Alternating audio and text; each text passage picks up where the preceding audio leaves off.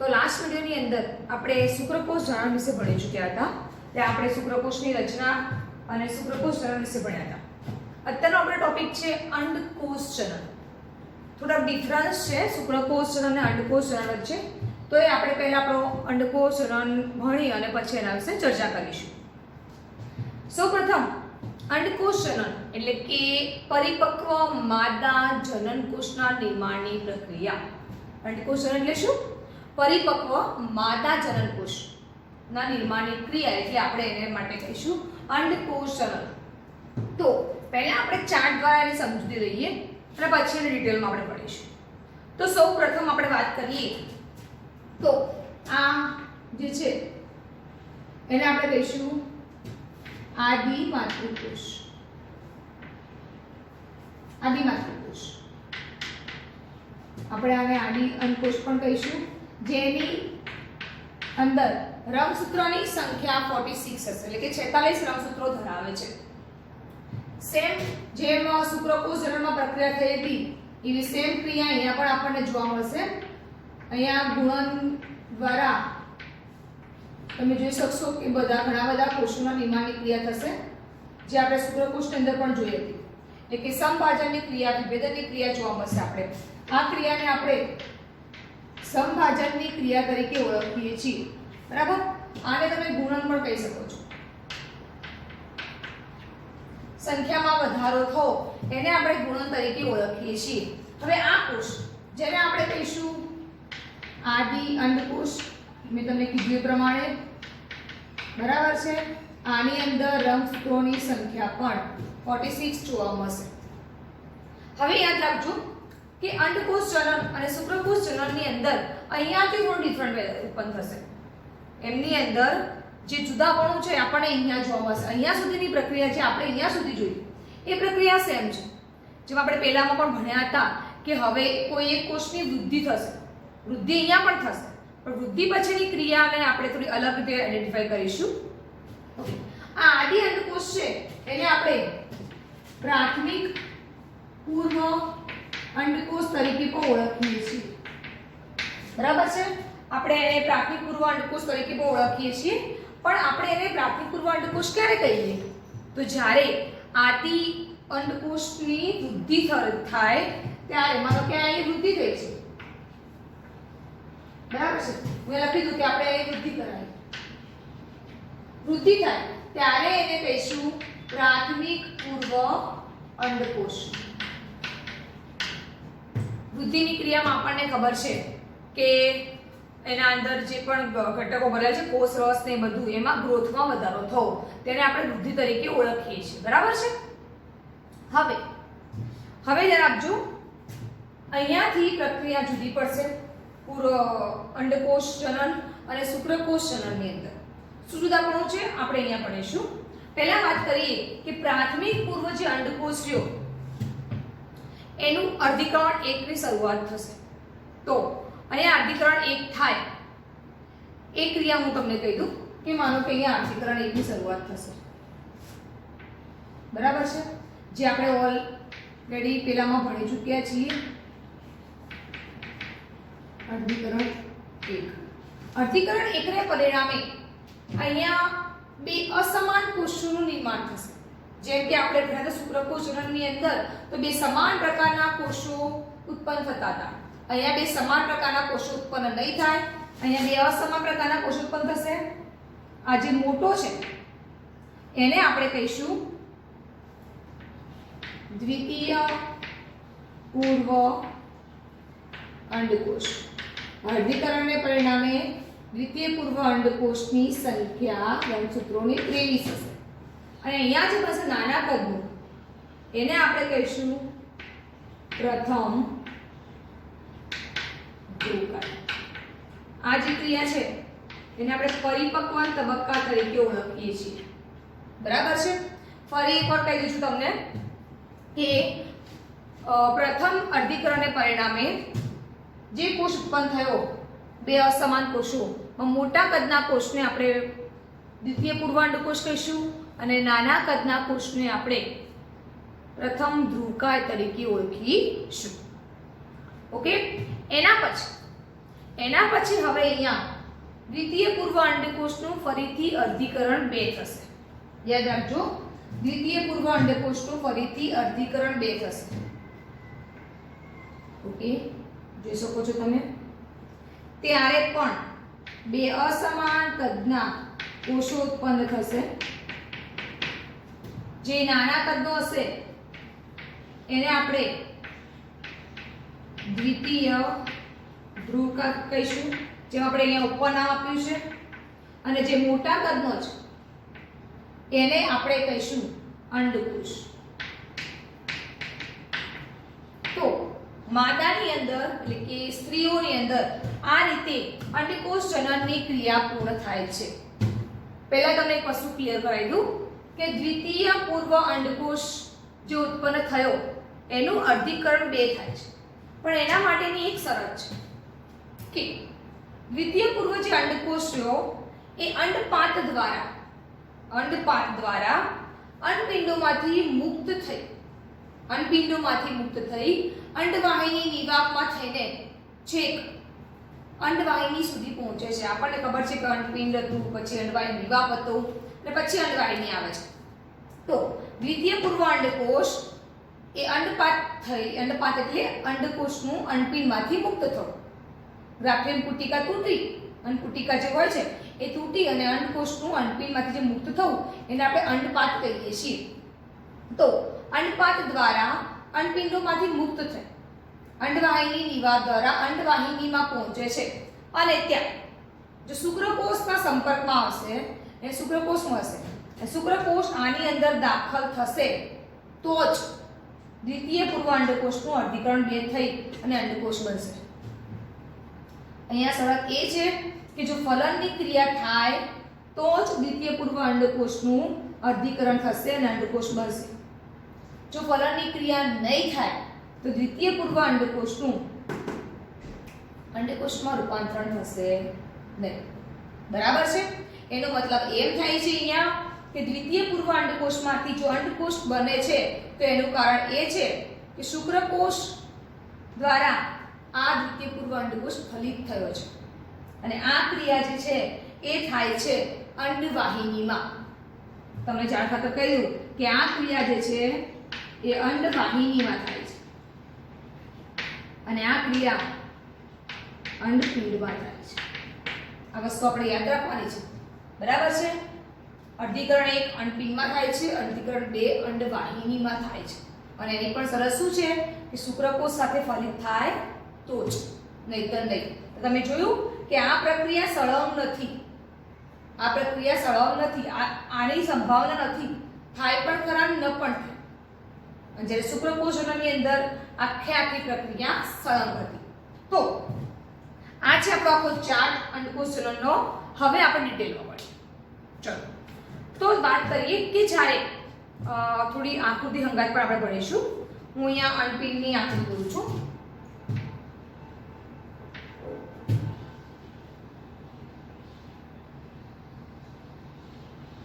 માનો કે આ અંડપિંડ છે.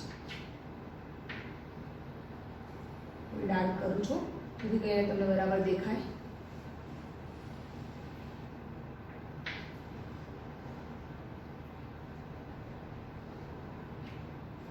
તમારે વિડિયો ડાઉનલોડ કરી અથવા વિડિયો પોઝ કરીને પણ આ આકૃતિના ચાર્ટ તમારા નોટબુકમાં દોરવાનો છે, તો થોડું ધ્યાન વધારે પણ આપજો. ચલો, અંડીકોષ જનન પહેલા તમને એક વસ્તુ કહી દઉં કે જ્યારે પુરુષ હોય છે, પુરુષની અંદર શુક્રકોષ જનનની ક્રિયા એ જ્યારે પુખ્ત થાય ત્યારે થતી હોય છે. પરંતુ સ્ત્રીઓની અંદર અંડીકોષ જનનની ક્રિયા ગર્ભાવસ્થાથી શરૂઆત થઈ જાય છે. ગર્ભાવસ્થા મતલબ સ્ત્રી જ્યારે જે પુત્રી હોય કે દીકરી હોય જ્યારે એના માતાના શરીરમાં હોય છે, ગર્ભાવસ્થામાં હોય છે, ત્યારે ગર્ભી અંડપિંડમાંથી જ આ ક્રિયાની શરૂઆત થઈ જાય છે. મતલબ આ જે ક્રિયા છે આ ગુણનવાળી એ સ્ત્રી જ્યારે એના માતાના શરીરમાં હોય છે, ગર્ભી અવસ્થામાં હોય છે, ત્યારે જ એના અંદર આ ક્રિયાની શરૂઆત થઈ જતી હોય છે. તો મતલબ અંડકોષ જનન ગર્ભ વિકાસ દરમિયાન શરૂ થઈ જાય છે. અને જ્યારે ગર્ભી અંડપિંડમાંથી લાખો જનન માતૃકોષો ગર્ભીય અંડપીંડમાંથી લાખો જનન માતૃકોષો એટલે કે આદિ પૂર્વ અંડકોષ, આદિ અંડકોષ આપણે જે નામ આપ્યું છે એ ઉત્પન્ન થાય છે. લાખોની સંખ્યામાં યાદ રાખજો. પરંતુ જન્મ બાદ જ્યારે સ્ત્રીનો જન્મ થઈ જાય છે ત્યારે એના બાદ વધારાના જે આદિ પૂર્વ અંડકોષો છે એ નિર્માણ પામતા પણ નથી અને ઉમેરાતા પણ નથી. આ વસ્તુ આપણે યાદ રાખવાનું છે. આપણે જોયું કે અહીંયા તો એક જ અંડકોષ બને છે. ક્લિયર? અહીંયા વાત શું છે કે જ્યારે સ્ત્રી પોતે ગર્ભાવસ્થામાં હોય છે એટલે કે માતાના ઉદરમાં હોય છે, પુત્રી ગર્ભાવસ્થામાં હોય છે, ત્યારે ગર્ભીય અંડપીંડમાં એના અંદર આ ક્રિયાની શરૂઆત થઈ જાય છે. બરાબર? અંડકોષ જનનની ક્રિયા થઈ જાય છે અને લાખોની સંખ્યામાં આદિ માતૃકોષ અથવા આદિ પૂર્વ અંડકોષનું નિર્માણ થઈ જતું હોય છે. એ ઉત્પન્ન થઈ ગયેલા હોય. બસ સ્ત્રીનો જ્યારે જન્મ થઈ જતો હોય છે ત્યારે વધારાના આદિ પૂર્વ અંડકોષ છે એ નિર્માણ પામતા પણ નથી કે આ પ્રક્રિયામાં ઉમેરાતા પણ નથી. ઓકે, તો આપણે એની ડિટેલમાં વાત કરીએ કે આદિ પૂર્વ અંડકોષ આપણે વાત કરી છે. આદિ પૂર્વ જેનો વિકાસ વૃદ્ધિ થઈ ગઈ એવો આદિ પૂર્વ અંડકોષ એ એકલો જ વિભાજન પામવાની શરૂઆત થાય છે અને અર્ધીકરણની પૂર્વાવસ્થા 1 માં પ્રવેશે છે. તે હંગામી ધોરણે આ અવસ્થામાં સ્થાયી રહે છે. જેને આ પ્રાથમિક પૂર્વ અંડપીંડ તરીકે આપણે અંડકોષ તરીકે આપણે ઓળખીએ છીએ. ઓકે, હવે વાત કરીએ થોડી આકૃતિ હંગાત. ચલો, અહીંયા રુધિર વાહિનીઓ હશે જેને આપણે ચર્ચા કરીશું. બરાબર? હવે અહીંયા આપણે જોઈશું ઘણી બધી સંખ્યામાં આ રીતે માતૃ અંડકોષ જોવા મળશે. ઘણી બધી મોટી સંખ્યામાં આપણને પ્રાથમિક પૂર્વ અંડકોષો જોવા મળશે અને રુધિર વાહિનીઓ તો છે. આ રુધિર વાહિનીઓ છે. ઓકે, તમને કહી દઉં કે મોટી સંખ્યામાં મોટી સંખ્યામાં અંડપુટિકાઓ જન્મથી સ્ત્રી જ્યારે યુવાન એના આરંભની અવસ્થામાં દરમિયાન વિઘટન પામી જતી હોય છે. મેં તમને હમણાં કીધું કે આદિ પૂર્વ અંડકોષ તો ઘણા બધા હશે, પણ જે સ્ત્રીના જન્મ બાદ વધારાના આદિ પૂર્વ અંડકોષો છે એ પ્રક્રિયામાં એટલે નિર્માણ પામતા પણ નથી અને પ્રક્રિયામાં ઉમેરાતા પણ હોતા નથી. તમે અહીંયા જોઈ શકો છો 4 આદિ પૂર્વ અંડકોષ છે. એમાં પ્રક્રિયામાં કેટલા ઉમેરાના? ફક્ત એક જ. તો વધારાના જે આદિ પૂર્વ અંડકોષો છે એ પ્રક્રિયામાં ઉમેરાતા નથી. બરાબર છે? આપણો જે એક આદિ પૂર્વ અંડકોષની વાત કરી એ પ્રક્રિયામાં ઉમેરાય છે અને એના વિભાજન પામવાની શરૂઆત થાય છે. આપણે વાત કરીએ કે જન્મથી યુવાનાવસ્થાની જે શરૂઆત થાય છે એ દરમિયાન મોટી સંખ્યામાં આ પુટિકાઓ વિઘટન પામે છે અને આથી જ યૌવનારંભમાં દરેક અંડપીંડમાંથી લગભગ કહીએ આપણે તો 60,000 થી 80,000 પ્રાથમિક પુટિકાઓ બાકી રહેતી હોય છે. શું બાકી રહેતું હોય છે? પ્રાથમિક પુટિકાઓ બાકી રહેતી હોય છે. ફરી એકવાર કહી દઉં છું કે અંદર ઘણી બધી અંડપુટિકાઓ હશે, પણ યૌવનારંભની શરૂઆત થાય, જન્મથી યૌવન શરૂઆત થાય ત્યાં સુધી એના અંદર ફક્ત 60,000 થી 80,000 પ્રાથમિક પુટિકાઓ બાકી રહેતી હોય છે. બાકી ધીમે ધીમે વિઘટન પામી જાય અથવા નિર્માણ પામતી પણ હોતી નથી. ક્લિયર છે? તો હવે જે વાત કરીએ તો આ થઈ આપણા માટે પ્રાથમિક પુટિકા.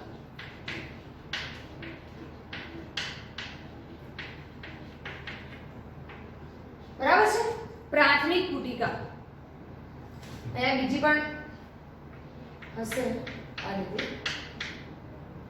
ઓકે, હવે વાત કરીએ પ્રાથમિક પુટિકા ગ્રંથીય કોષો અને નવા ઘણા બધા આવરણથી આવૃત હોય છે.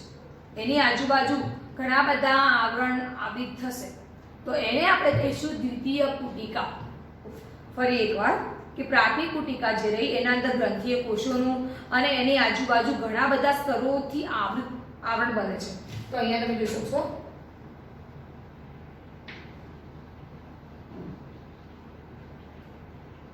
તો આપણે આને કહીશું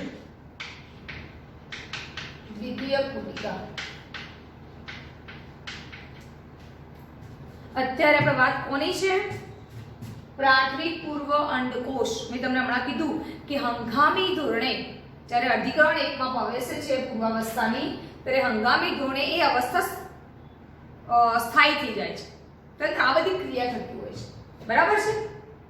એના પછી વાત કરીએ કે દ્વિતીયક પુટિકા જે રહી એ તરત જ તૃતીયક પુટિકામાં ફેરવાઈ જતી હોય છે અને તે પોતે એન્ટ્રમ કહેવાતી પ્રવાહી ભરેલી ગુહા ધરાવે છે અને જે તેની મુખ્ય લાક્ષણિકતા છે.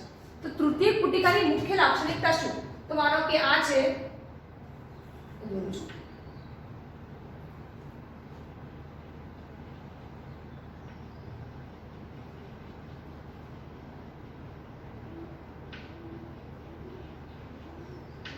આ છે તૃતીયક પુટિકા અને આ જે તમે જગ્યા જોઈ છો એમાં પ્રવાહી ભરેલું હોય છે અને એને આપણે કહીશું એન્ટ્રમ. તો એન્ટ્રમ ભરેલી પ્રવાહી મતલબ કે એન્ટ્રમ કહેવાતી જે પ્રવાહીની કોથળી ભરેલી હોય છે, એ ગુહા હોય છે, એવી ધરાવતી તૃતીયક પુટિકાનું નિર્માણ થશે અહીંયા. બરાબર? તો અહીંયા જે પ્રવાહી ભરેલી જે ગુહા છે એને આપણે એન્ટ્રમ તરીકે ઓળખીશું. હું અહીંયા નામ લખ્યું છે, તમે જોઈ શકો છો, એન્ટ્રમ. બરાબર છે? હવે ધીમે ધીમે એના અંદરનું સ્તર અને બહારના સ્તર, એટલે કે અહીંયા અંદરના સ્તરને આપણે અંતઃઆવરણ કહીશું, બહારના આવરણને બાહ્યાવરણમાં ધીમે ધીમે ફેરવાતું હોય છે, એનો વિકાસ થતો હોય છે. અને પ્રાથમિક પુટિકામાંનો પ્રાથમિક પૂર્વ અંડકોષ કદમાં વૃદ્ધિ પામે છે. આપણે અંદર જે છે આ તો આપણે પુટિકા વાત કરી, આપણે આને શું કહીશું? નામ શું આપ્યું મેં આનું? આદિ પૂર્વ અંડકોષ, પ્રાથમિક પૂર્વ અંડકોષ. તો આપણો જે પ્રાથમિક પૂર્વ અંડકોષ છે એ પુટિકામાં હોય છે. એ પુટિકાને આપણે પ્રાથમિક પુટિકા કહીશું. પ્રાથમિક પુટિકાની ફરતે ધીમે ધીમે ગ્રંથીય કોષોનું આવરણ થવા મળ્યું. બરાબર? તો એને આપણે દ્વિતીય પુટિકા કહીશું. દ્વિતીય પુટિકામાં ફરીથી એ તૃતીય પુટિકામાં ફેરવાઈ જાય છે. એમાં પ્રવાહી ભરેલું એન્ટ્રમ ગુહા હોય છે. બરાબર? અને એની પોરીમાં ફરીથી આવરણ થયા. આપણો જે અંડકોષ છે એ તો પોતે અહીંયા છે. હવે આ જે અંડકોષ છે પ્રાથમિક પૂર્વ અંડકોષ એ કદમાં વૃદ્ધિ પામે છે. કદમાં વૃદ્ધિ પામે છે અને પ્રથમ અર્ધીકરણ પૂર્ણ કરે છે. ફરી એકવાર કહું છું, આ જે પૂર્વ અંડકોષ છે પ્રાથમિક પૂર્વ અંડકોષ એ કદમાં વૃદ્ધિ પામે છે અને એ પોતે પ્રથમ અર્ધીકરણ પૂર્ણ કરે છે અને પ્રથમ અર્ધીકરણ બાદ એ અસમાન વિભાજન પામે છે અને દ્વિતીય પૂર્વ અંડકોષ અને એક ધ્રુવકાય ઉત્પન્ન કરે છે. મોટા કદનું જે છે એને આપણે દ્વિતીય પૂર્વ અંડકોષ કહીશું અને નાના કદનું જે છે એને આપણે પ્રથમ ધ્રુવકાય તરીકે ઓળખીએ છીએ. બરાબર છે? અથવા પ્રાથમિક ધ્રુવકાય પણ તમે કહી શકો છો. હવે દ્વિતીય પૂર્વ અંડકોષ છે એ પ્રાથમિક પૂર્વ અંડકોષના પોષક ઘટકો સભર, દ્વિતીય પૂર્વ જે અંડકોષ છે એ પ્રાથમિક પૂર્વ અંડકોષના પોષક ઘટકો સભર કોષોનો જથ્થો જાળવી રાખે છે. એટલે કે પ્રાથમિક પૂર્વ અંડકોષની અંદર જે પણ પોષક ઘટકોવાળો જથ્થો હતો એ દ્વિતીય પૂર્વ અંડકોષ પોતે જાળવી રાખે છે. અને તૃતીય પુટિકા જે રહી એ ધીમે ધીમે હવે પુખ્ત પુટિકામાં ફેરવાય છે અને જેને આપણે ગ્રાફિયન પુટિકા તરીકે પણ ઓળખીશું. અહીંયા હું બોલું છું એની આકૃતિ.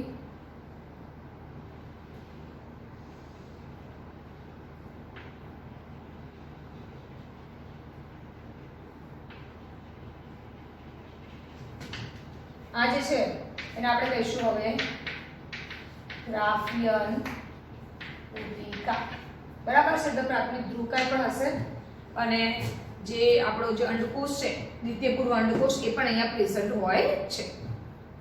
હવે વાત કરીએ તો તૃતીય પુટિકા એ પોતે પરિપક્વ થઈ ગઈ છે અને ગ્રાફિયન પુટિકામાં ફેરવાઈ જતી હોય છે. હવે જે દ્વિતીય પૂર્વ અંડકોષ છે એની ફરતે એક નવા સ્તરનું નિર્માણ થાય છે જેને આપણે જોના પેલિડોસિડા કહીશું. એક્ઝામ્પલ એટલે હું અહીંયા આકૃતિ દોરું છું. મતલબ કે આ છે દ્વિતીય પૂર્વ અંડકોષ, તો એની ફરતે એક આવરણ રચાઈ જતું હોય છે આ રીતે. અને એ આવરણને આપણે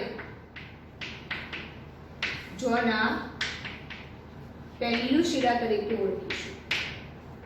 કોની ફરતે આવરણ છે? દ્વિતીય પૂર્વ અંડકોષની ફરતે.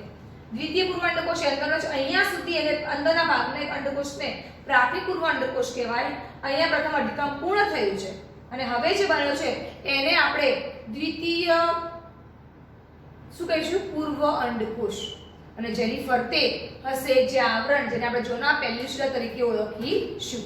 હવે જે ગ્રાફિયન પુટિકા છે, હું અહીંયા ફરી દોરું છું એને. આ જે ગ્રાફિયન પુટિકા જે છે એ અહીંયા તૂટે છે, અહીંયાથી તૂટે છે અને એના અંદર રહેલા બધા જ ઘટકો બહાર નીકળે છે અને અંડકોષ પણ બહાર આવી જશે. બરાબર છે? અંડકોષ પણ બહાર આવી જતો હોય છે. તો ગ્રાફિયન પુટિકામાંથી ગ્રાફિયન પુટિકા તૂટવાથી અંડપીંડમાંથી દ્વિતીય પૂર્વ જે અંડકોષ છે એ મુક્ત થાય છે અને આ ક્રિયાને આપણે કહીશું અંડપાદ. ક્લિયર? તો આ જે દ્વિતીય પૂર્વ અંડકોષ છે એનું નામ શું છે? દ્વિતીય પૂર્વ અંડકોષ. જે પોતે હવે અંડવાહિની નિવાબ દ્વારા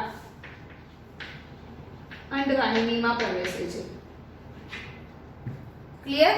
આ વસ્તુ આપણે બહુ યાદ રાખવાની છે કે જે દ્વિતીય પૂર્વ અંડકોષ જે છે, દ્વિતીય પૂર્વ અંડકોષ છે એ અંડવાહિની નિવાબ દ્વારા અંડવાહિનીમાં પ્રવેશે છે. એકચ્યુઅલી તમારી ચોપડીની અંદર અહીંયા અંડકોષ લખેલું છે, આપણે એને અંડકોષ ન કહી શકીએ કારણ કે એ અંડકોષ હજુ બન્યો નથી. બરાબર ને? અંડકોષ ક્યારે બને એની શરત મેં તમને કીધી હતી, ફલન થશે તો જ. એના વગર અંડકોષ અહીંયા બનશે નહીં. તો આ વસ્તુ આપણે યાદ રાખવાની છે. ક્લિયર? હવે તમે જોશો કે ધીમે ધીમે અહીંયા જે ખાલી પડેલો જે ભાગ છે, આ જે ભાગ છે, આ જે છે એને આપણે કહીશું કોર્પસ લ્યુટિયમ. તો કાર્પસ લ્યુટિયમ તરીકે આપણે ઓળખીએ છીએ. ખાલી પડેલી જે અંડપુટિકા છે એને આપણે કોર્પસ લ્યુટિયમ તરીકે ઓળખીએ છીએ અને જે પોતે પ્રોજેસ્ટેરોન અંતઃસ્ત્રાવનો સ્ત્રાવ કરે છે. જે પોતે પ્રોજેસ્ટેરોન અંતઃસ્ત્રાવનો સ્ત્રાવ કરે છે. હવે જો દ્વિતીય પૂર્વ અંડકોષનું ફલન થશે તો આ આપણને ગર્ભાશયની અંદર ગર્ભકોષ કોથળીમાં બનાવવા માટે પ્રોજેસ્ટેરોન અંતઃસ્ત્રાવની મદદથી આપણને મદદ કરે છે.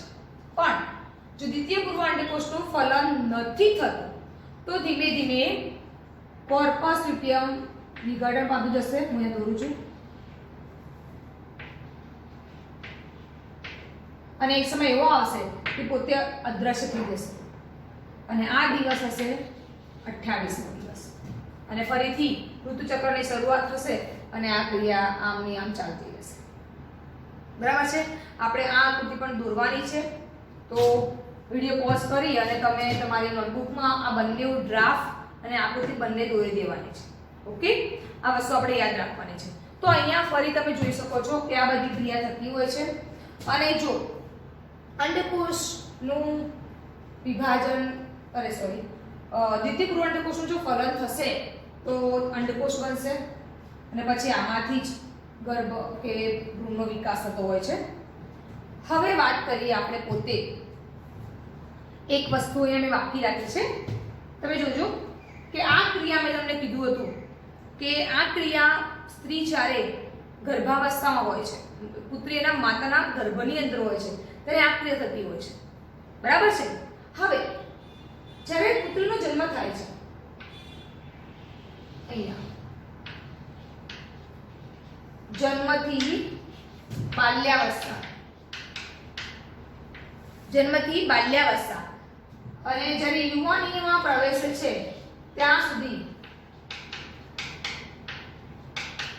યુવાનાવસ્થા મતલબ કે સ્ત્રી જ્યારે બાલ્યાવસ્થા પ્રથમ માસિક સ્ત્રાવ જ્યાં સુધી શરૂ થાય ત્યાં સુધી આટલી ક્રિયા થશે અને પછી જ્યારે એ પોતે યુવાન અવસ્થામાં પ્રારંભે છે અને જ્યાં સુધી મેનોપેઝ તબક્કો ના આવે, મેનોપેઝ એટલે ઋતુસ્રાવની ક્રિયા અટકી જવી, ત્યાં સુધી આ ક્રિયા થશે.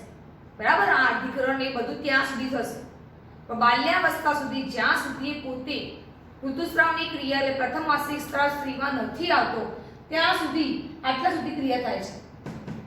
અહીંયા નીચેવાળી ક્રિયા થતી હોતી નથી. તો આ વસ્તુ આપણે યાદ રાખવાની છે. ખૂબ જ આઈએમપી પ્રશ્ન છે. હવે લાસ્ટમાં આપણે જોઈ લઈએ કે અંડકોષ જનન અને શુક્રકોષ જનનની વચ્ચે શું તફાવત છે, જેની મેં તમને આગળ વાત કરી હતી કે અંડકોષ જનન અને શુક્રકોષ જનનનો આપણે તફાવત લાસ્ટમાં જોઈશું. કેટલીક વાર એક્ઝામમાં પણ બંનેનો તફાવત પૂછાઈ શકતો હોય છે. તો હું આ આકૃતિ રફ કરું છું, તમારે એ દોરવાની છે. તો અહીંયા હું લખું છું.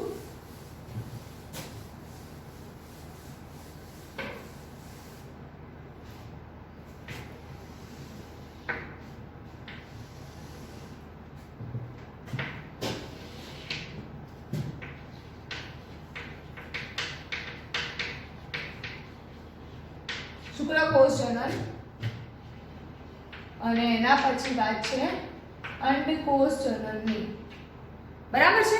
સૌપ્રથમ વાત કરીએ કે પુરુષના અંદર શુક્રકોષ જનનની ક્રિયા યુવાનાવસ્થા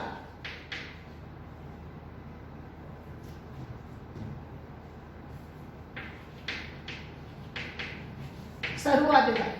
એટલે કે પુરુષ જ્યારે યુવાન થશે, યૌવનારંભ, ત્યારે એના શરૂઆતે શુક્રકોષ જનનની ક્રિયાની શરૂઆત થશે. પણ સ્ત્રીના અંદર અંડકોષ જનનની ક્રિયા ગર્ભાવસ્થાના સમયથી જ શરૂ થઈ જતી હોય છે. બરાબર, ગર્ભાવસ્થામાંથી લઈને થઈ જતી હોય છે આ ક્રિયા. એના પછી વાત કરીએ કે પુરુષ જે છે એટલે કે શુક્રકોષ જનનની ક્રિયામાં બધા પ્રાથમિક પૂર્વ શુક્રકોષ અર્ધીકરણમાં પ્રવેશે છે. તો આની અંદર બધા જ પ્રાથમિક પૂર્વ શુક્રકોષ અર્ધીકરણમાં પ્રવેશે. અને જ્યારે આપણે આની અંદર ભણ્યા કે આટલા બધા પ્રાથમિક પૂર્વ શુક્ર અંડકોષ હોવા છતાં એક જ આ પ્રક્રિયામાં પરિણમે છે, તો આપણે લખીશું કે એક જ પ્રાથમિક પૂર્વ અંડકોષ અર્ધીકરણમાં પ્રવેશે. બરાબર છે. એના પછીનો પોઈન્ટ આપણે એવું કહીશું કે જો આપણે શુક્રકોષ જનનનો ટોપિક તમને યાદ હોય તો કે શુક્રકોષ જનનના ટોપિકની અંદર પ્રથમ અર્ધીકરણ બાદ સમાન કદના શુક્રકોષો ઉત્પન્ન થાય છે. તો અહીંયા આપણે એવું લખી શકીએ છીએ કે અર્ધીકરણ બાદ સમાન કદના દ્વિતીય શુક્રકોષો ઉત્પન્ન થાય. બરાબર છે. સમાન કદના કોષો ઉત્પન્ન થતા હોય છે અને અહીંયા અસમાન કદના કોષો ઉત્પન્ન તમે જોઈ શકો છો. પ્રાથમિક પૂર્વ અંડકોષનું અર્ધીકરણ બાદ સમાન કદના કોષો ઉત્પન્ન થતા હોય છે શુક્રકોષ જનનની અંદર, પણ અહીંયા અંડકોષ જનનની અંદર અસમાન કદના કોષો ઉત્પન્ન થાય છે. બરાબર છે. એના પછી આપણે લખી શકીએ છીએ કે પ્રાથમિક પૂર્વ શુક્રકોષ જે હતો, પ્રાથમિક પૂર્વ શુક્રકોષ જે હતો 4 શુક્રકોષ ઉત્પન્ન કરે. પ્રાથમિક પૂર્વ શુક્રકોષમાંથી 4 શુક્રકોષ ઉત્પન્ન થશે, જ્યારે અહીંયા આપણે પ્રાથમિક પૂર્વ અંડકોષમાંથી ફક્ત એક જ અંડકોષનું નિર્માણ થાય છે. આપણે આ પોઈન્ટ પણ યાદ રાખવાનો છે કે પ્રાથમિક પૂર્વ શુક્રકોષમાંથી 4 શુક્રકોષ ઉત્પન્ન થાય છે, જ્યારે પ્રાથમિક પૂર્વ અંડકોષમાંથી ફક્ત એક જ અંડકોષનું નિર્માણ થતું હોય છે. એના પછી આ આખી જે ક્રિયા છે એ શુક્રપિંડમાં જ થાય છે. જ્યારે મેં તમને કીધું કે આ પ્રક્રિયામાં અહીંયા સુધી અંડપિંડમાં અને આ ક્રિયા અંડવાહિનીમાં થાય છે, તો આ રીતે અંડકોષ જનન જે છે એ અંડપિંડ તેમજ અંડવાહિનીમાં થાય છે. બંનેઓમાં થઈને આ ક્રિયા જે છે એ પૂર્ણ થાય છે. બરાબર? મતલબ કે આની શરૂઆત શુક્રપિંડમાં અને અંત પણ શુક્રપિંડમાં થાય. જ્યારે આની શરૂઆત અંડપિંડથી અને અંત જે છે એ અંડવાહિનીમાં થતો હોય છે. હવે લાસ્ટ ક્રિયા, આ આખી જે પ્રક્રિયા રહી એ સળંગ ક્રિયા છે અને આ સળંગ ક્રિયા નથી. બરાબર છે? તો આ કેટલાક પોઈન્ટ્સ છે જે તમારે કોઈ વાર પ્રશ્ન પૂછી શકાય કે શુક્રકોષ જનન અને અંડકોષ જનનનો તમને તફાવત આપો, તો આપણે આના દ્વારા તફાવત આપી શકતા હોઈએ છીએ. તો આજના ટોપિકમાં આપણે આટલા સુધી રાખીશું. તમારે અંડકોષ જનનની આકૃતિ અને તમને જે ચાર્ટ છે અને અંડપિંડના ઊભા આડા છે તેની આકૃતિને સમજાવી હતી એ પણ નોટ્સમાં લખવાનું છે. સાથે સાથે તમારે આ બધું તૈયાર પણ કરવાનું હોય છે. ઓકે, જય હિન્દ, જય ભારત.